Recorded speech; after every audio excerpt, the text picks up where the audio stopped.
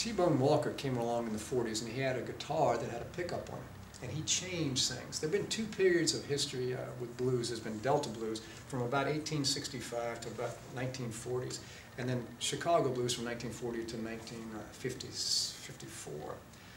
And Delta blues was characterized by, it was soloistic male acoustic guitar music. And after the free men, the formerly slaves, moved from plantation to plantation, they played the songs that they had grown up with for generations. It was a male music because it was unsafe for women to travel in the South by themselves at the time. It was acoustic guitar music because that was the only instrument besides pianos that played chords, and pianos were expensive and hard to carry. And it was soloistic because men had just gotten free from the plantations, and so a style developed, and the greatest progenitor of that was Robert Johnson. That style changed in the 40s when, in the Second World War, the black people moved up the Mississippi River from Arkansas and Mississippi Delta to get the jobs in the factory to help the Second World War movement, the tire and the steel factories and things like that. And then what happened was they, instead of living on individual houses in a rural, bucolic Mississippi, they lived in apartment buildings in Chicago.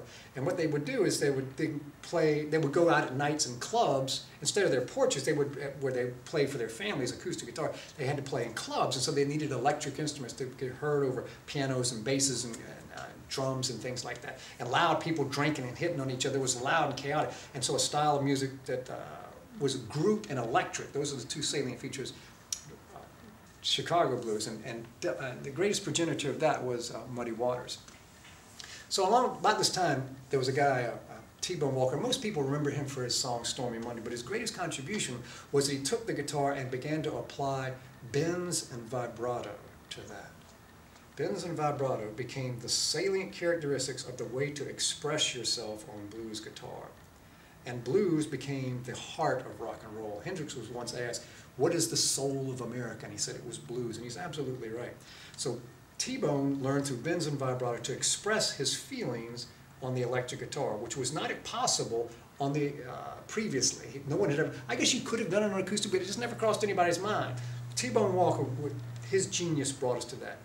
But T-Bone, while he was an interesting player, played a little too jazzy, a little too fast. So three guys came along after him, B.B. King, Albert King, and Freddie King, and they slowed it down, and they made it very sexy and sensual and just dripped with sensuality.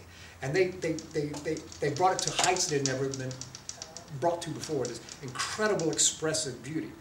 But at the time, there were white records and there were race records, and they were just in different parts of the store, and sometimes they were in different stores. Back in the day before 1954, the whites and the blacks were segregated, and I remember those days when I used to see white-only bathrooms and white-only restaurants. I remember those signs, and that's the way the record stores were too. So the music that was brought by B.B., Albert, and Freddie King didn't really catch the white market. It just didn't, and then 90% of the population at that time was white, roughly 90%.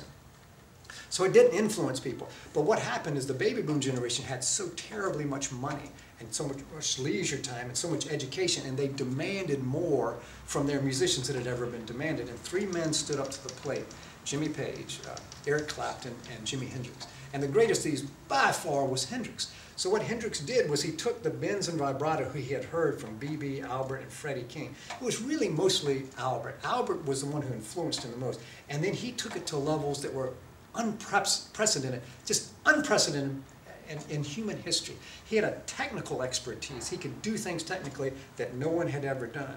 His ideas, the intellectual ideas, were just endless. They would never stop.